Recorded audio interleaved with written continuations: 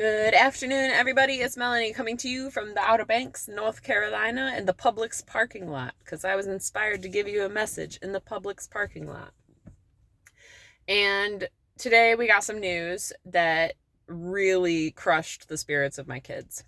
What news was that? Well, our daughter, who is 10, has been going to work with her dad 1 to 2 times per week. Only 2 times in the summertime, but 1 time during the off season, a week, that she'll go and she'll run the cash register. She was 10, she's now 11. And apparently the business owner has been confronted by other restaurant and business owners who have been putting into his ear that this is a really bad idea. And if you get caught doing this, then you're going to be fined $50,000, blah, blah, blah, blah, blah. I'm sorry, but 100 years ago, that's exactly what children would be doing. And that's what Amish children are still doing to this day. And nobody says anything to the Amish because they have no right to say anything to the Amish. And the Amish live their culture and they do what they want to do. If the people want to leave, they leave. If they want to come back, they get shunned, but that's their journey. We as society need to stop caring so much about what other people are doing and start caring more about what we personally are doing and what we're personally putting out into the universe. So there were complaints that she needs to be in school, that she shouldn't be working, and blah, blah, blah. We homeschool. And in our family and in our homeschool, we believe that participating in community, doing math, running a machine and technology that she'll later need to do in life, learning how to cook and create sandwiches and learn creativity when it comes to food making. These are all powerful concepts for somebody to learn, especially a child, because when we learn these concepts as children, we're able to better retain those concepts later in life. And I cannot tell you the number of people I'm meeting, adults that I am meeting, who never were socialized as children and are unable to carry on a fucking conversation with an adult. There are children that are unable to do this. What are we teaching our kids by putting them in a building that looks like a prison for 40 hours a fucking week and putting them on a prison bus to take them home because it's the same fucking bus system that they use? How is that a better education than our family providing our daughter a very substantial education? She plays 4 or 5 different instruments. She is able to do 7th, 8th grade math, and she is 12. She reads huge novels that are over 900 pages because she wants to. Where are we going wrong? Please come to me in the comment section below and explain to me from whatever Karen perspective is out there as to what I am doing that is not good enough in the eyes of public education and those that follow that journey, which in my mind teaches our children nothing. They don't know how to balance a checkbook. They don't know what a credit score is. They don't know what money management is. They don't know that they have to pay money for things and receive money back. They don't know how to subtract. They don't know how to add. And a lot of them don't even know how to read. So please explain to me what we're doing wrong. I would love to know. I'd love to have a conversation about it. As for that journey with our kids, Lulu, she was devastated. She was so excited. I told her she had to wait till she was 10 to go, and she turned 10 in February, and she couldn't wait. She was so excited. She had tears streaming down her face this morning for over 30 minutes, slumped over and just so sad. Because some ding-dong Karen that exists out there in the world had to open their big fucking mouth and say something about something they know nothing about. They know nothing about my family. They know nothing about why we chose this option for our child. And instead of talking to us directly about it, they're going to go turn somebody in and get them fined. That's the world we live in, right? So the whole point of this video I'm finally getting to right now. And our youngest daughter opened a tea bag, Yogi tea. I like to buy a box now and again. It was the everyday lemon flavor, and she made herself a cup of tea. Because my 8-year-old is capable of making herself a cup of tea because I taught her that in homeschool. She made herself a cup of tea. She climbed up. She got the tea bag out of the box, she put it in the cup, she boiled her water. Well, she doesn't boil her water. She says she doesn't go that far because she doesn't want to get scared spilling it. So she only heats it to warm, but she is able to use the stove with adult supervision. So she heats her water to warm, she pours it in, and she goes, "Mommy, look what I got today." And she got the little tag, and it said, she goes, "This is perfect." And I looked at it, and it says, "Use your energy to build, not to destroy." Or use your energy not to destroy, but build, something along those lines. And she goes, "This is perfect. This is a great message." I said, "You are absolutely right." So my homeschooled child is also understanding spiritual concepts and how we can apply them to everyday reality. And she said, "We're talking about building our own restaurant. We're talking about building our own business and how we're going to make that work and the exciting things that are going to happen from that, instead of being really upset and angry about what happened with Lily working at the bagel shop." It's like, you are so right.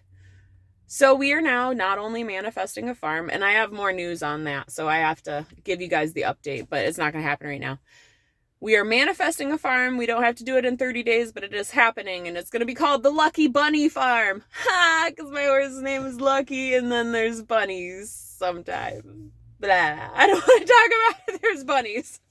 But, yeah, we're manifesting a farm, and we are manifesting a restaurant, a home base for our Surfside Juice Company. If you would like to learn more about juicing, please go check out the Instagram page. I plan to, in the future, post videos about making juice, doing all that. My hand's getting shaky because it's not working still. Trying, though. So we're going to be doing juicing videos, cooking videos, health and wellness videos on that channel, but that'll come later. And we need a place to be able to do that out of. The kitchen we're currently using to make our juices is very small. There's only one outlet, and I don't want to blow their circuit breaker every time I plug in 3 juicers. So we're going to be doing the whole restaurant journey. Our kids are very excited to be able to work in our restaurant and our home base. And we can choose the rules, and we can do whatever we want because it'll be our place. And I'm really excited that we've come to this point in our family and in our relationship as a family to be able to make those decisions for ourselves, because otherwise you get locked into the system and you're no longer working for you. You're working for somebody else to make millions of dollars off your time and energy. And so I'm inspired to now take control and take the reins into my own hands. And I hope that my journey through this process also inspires you guys to do the same. And it'll be really cool to look back on these videos of how we were building and where we were going and what was happening. It's kind of an archive, not only like for you guys to take this journey with me, which there's a couple people, and that's cool.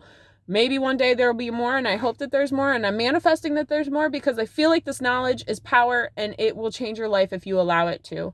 And if you choose for that transformation to happen. And so I'm really excited in the future to look back on these videos and see how our energy was used to build instead of destroy. We could be spending our time right now like bitching and complaining and throwing a fit and, you know, doing all of those things, and it doesn't get you anywhere. But instead we can use this energy to look at the world in a different way, see how we can change it and apply ourselves in a better way to make powerful changes for other people within the community. And so I've got boxes. I don't know if you can see them. My car's trashed, by the way. Thank you, children. There's music books. Ugh, it makes me crazy. I could say something 50 different times and they won't hear me. But we got boxes of fruit back there, cases of fruit. We're doing it wholesale style now, which is really awesome to take that step and to take that journey. And yeah, it's all about building and using your energy to build and not to destroy, because we need to come together, not separate and be all angry and pissed off all the time. If you see a situation where there's a kid working and you're interested and curious about that situation and kind of want to know why that's happening, maybe you should fucking ask. Just ask. And you know what? Ooh, I'll tell you guys a quick story. So we were in Florida with our friends' kids, and it's uncomfortable here. All right, so we'll go from here. We were in Florida with our kids' friends and my mother-in-law, Chris's mother. And while we were there, Chris and I went to the grocery store. I had just that day broken my arm. I don't know if it was officially broken, but it was so badly painful I had to put it into a makeshift cast splint and stick it in a sling. And I'm a tough lady. we'd just done that, went to the grocery store to pick up something, and then we were driving through the parking lot, and there was a woman with a little child sitting on the side of a curb, and the sign said, "Please, we need money for food." And we drove by, and I felt like I could hear the thoughts that might be accumulating in Christopher's head, or maybe it was somebody else's head in the parking lot. I usually have a very good connection with that kind of stuff. And I heard, what a stupid drug dealer, like, taking her kid out for getting money. And I said to Chris, can we turn around, and I want to go give her $20. And he was like, what? And I said, I want to go give her $20 because that $20 means that she's that much closer to making whatever goal she needs to make or meet. And that little boy can go home and go to bed. I didn't judge her for what she was doing. I did not care what her reasoning was for what she was doing. All I cared was that that little boy got to go home and go to bed. Was I going to turn her into CPS? Nope. Not my problem, not my journey, and the government needs to keep their nose out of a lot of people's fucking business. All I had to do was just help.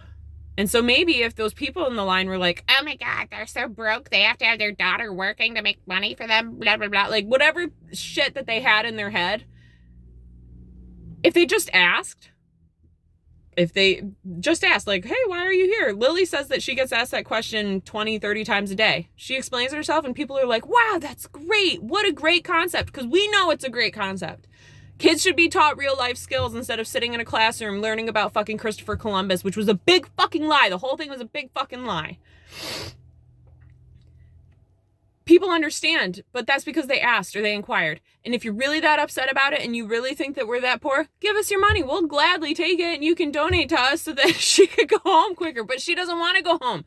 She looked forward to that day every week. She woke up at 4:30 every week. She took her shower. She got her stuff ready. She had a list made the night before of what she needed to bring and what needed to get there. And she took her homework and she did her homework on her lunch break. I mean, this kid loved doing it. And yet somebody's nosy, stupid self getting into our business and wanting to stick to rules and regulations that needed to be broken and never begun with all that time ago. Like, they say that all of this stuff is in place for our safety, but really what it's in place for is our control. And if they control the minds of the children, they control the minds of the people. And our family doesn't stand for that. And that is why we homeschool. That's a huge reason as to why we homeschool. And maybe I should do a video about why we homeschool. Get more people out there inspired to take control of their fucking lives and stop allowing the establishment to fill the brains of our children and of our populace with propaganda bullshit. So, I am done ranting. I am done using my energy in a negative way. I'm going to go in that grocery store. My kids wanted to make dinner tonight. They want to make dinner. They are inspired to do these things so that their parents can go out and have a little bit of time to themselves. What am I going out to do? I'm going to go play some music at Avalon Pier because I heard that a little friend of mine is there doing open mic night. His name's Monty Hooker. If you want to come and join, that would be fantastic. I'm going to play a couple songs. I apologize in advance for my guitar skills right now. My hands are finally coming back into action after all of the trauma I've been through this season.